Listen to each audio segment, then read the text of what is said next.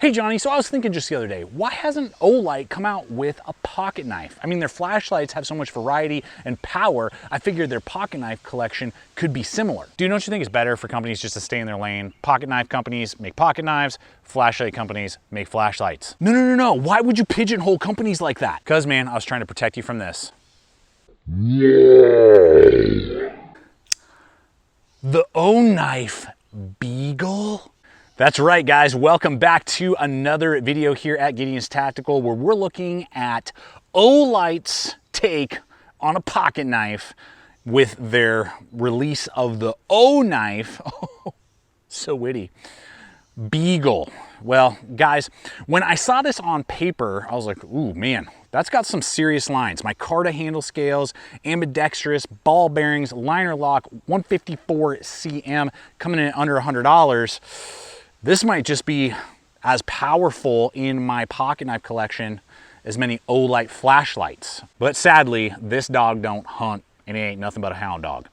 And part of it is in pure design and some of it is in quality control. And I'm gonna share both of those things with you, as well as the aspects of it that make it very attractive, but those things that cause it to fall short. And it's gonna make you go, oh, that's why companies should just stay in their lane. But before we go any further in the video, I want to give a big shout out to today's sponsor, which is LA Police Gear.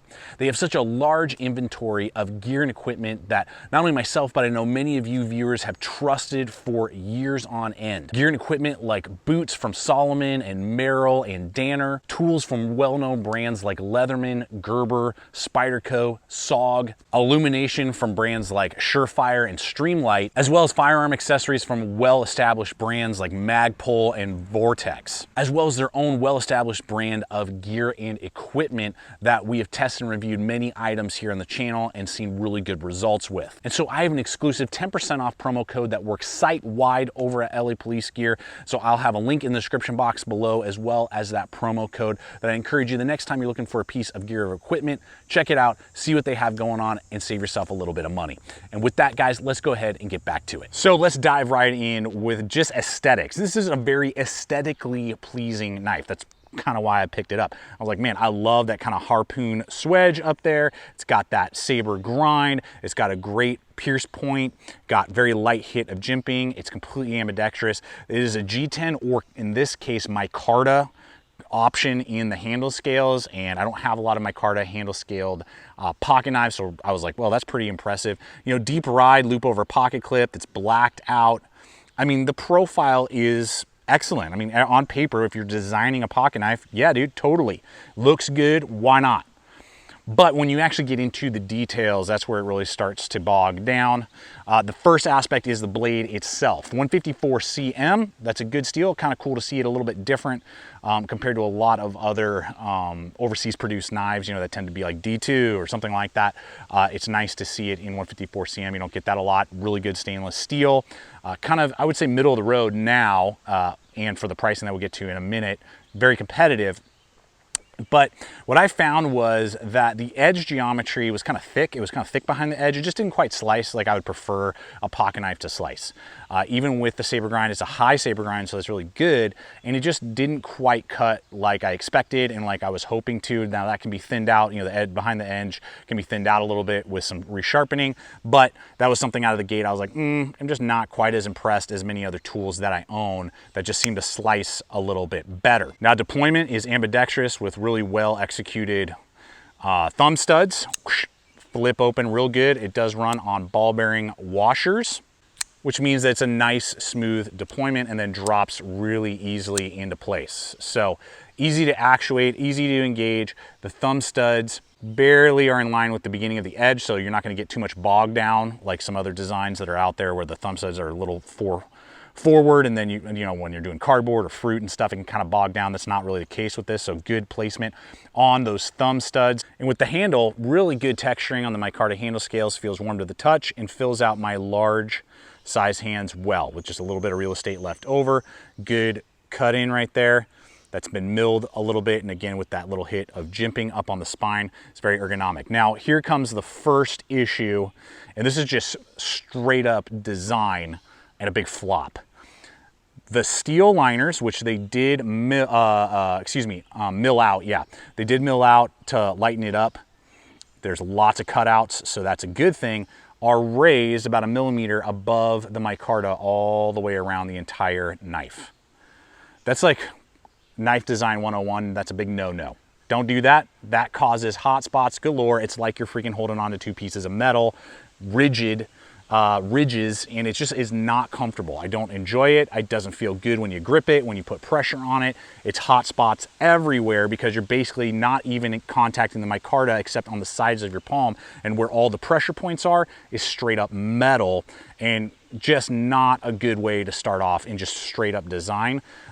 And that's a big downfall. As soon as I got it out of the box and I saw that, I was like, man, I'm not gonna like this tool. That is not good. It's just a big design mishap, and it makes your paws yelp instead of wagging your tail when you're gripping the tool. Now the pocket clip is again blacked out, fully ambidextrous, tip up, right or left with recessed screws. Great job. That's awesome to see. It is pretty pronounced, so it does cause a little bit of a hot spot as well. So when you partner that with the liners that you're constantly gripping, it is just not a super ergonomic knife. It's just not. The pocket clip does not help with that. If it was kind of maybe slimmed out down there just a hair, you know, just something different with the handle design overall, it would probably have helped quite a bit. Now to the second part, which is a straight up quality control issue. This liner lock only engages about 50% of the back of the spine. And when I show it to you, what I mean is it's not going 50% over and engaging 50% of the spine.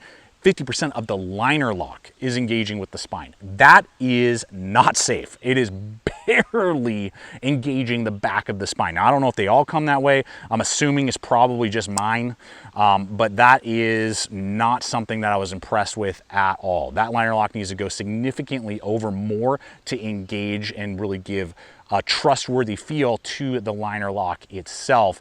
And as it stands right now, it's not, in my opinion, something that I would trust to actually use and hard use, because at any moment, and particularly if you don't get a really solid flick and really get it as far over as you can, and still you're looking at it and you're like, I have what, like 1 millimeter, maybe, you know, 2 millimeters thick liner lock here, and only half of it is actually engaging with the spine of the knife. That is sketch city for sure. So that's basically a non-starter for me on a quality control issue, and was just not impressed with that. The centering is great. Everything else in the sense of like cutout, how it was fitted to the tool seems fine.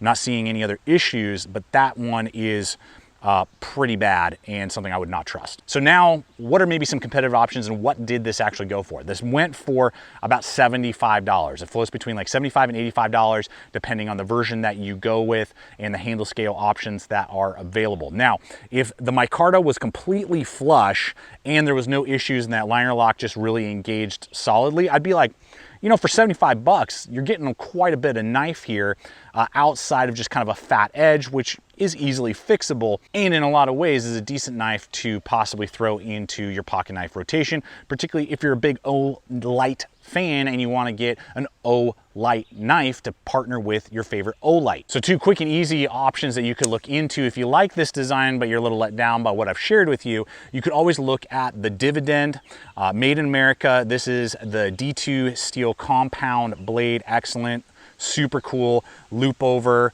very thin, a little bit thinner than what the Beagle is. Liner lock actually engages 100% on the back of the spine, and about 40% of the actual spine is like hit by it. So much better in that case. It is assisted open, does have a finger flipper, and is completely ambidextrous, and will go for usually just under 100 bucks. Next one is kind of a sleeper and just doesn't get a lot of love from what I can tell online, but man, is it worth pursuing. And it's the Astor from Spartan blades. This is their bronze, overseas produced, so made in Taiwan, but it has CTS XHP steel. Excellent steel, definitely better than the 154 CM on the Beagle. And you're gonna get bronze washers. The liner lock is excellent and, you know, hits 100% G10 or carbon fiber handle scales. The G10 version, if you hunt around, you can sometimes get for under 100 bucks, and the carbon fiber version for about like 130 to 140, and is gonna be a lot slicier and gonna be ambidextrous as well. Well, there you guys have it. I hope that this video has been fun and entertaining, giving you the data that you need to determine for yourself. I mean, this is my take. I look forward to hearing your guys' take on the Oknife Beagle, particularly those of you who maybe own one. Do you love it? Do you hate it? And where does it fall into your collection? And I appreciate all of you guys just coming in, week out, watching videos just like this, leaving comments. That's an easy way to help support. Like, share with a friend or a family member that you know is into this type of stuff, gears and gear review and things like that. Gear review, whatever. Check out the other video popping up. Subscribe if you're not yet a subscriber. I'm throwing up content like this every single week. And until next time, always remember, stay equipped, stay prepared, and I'll see you out there.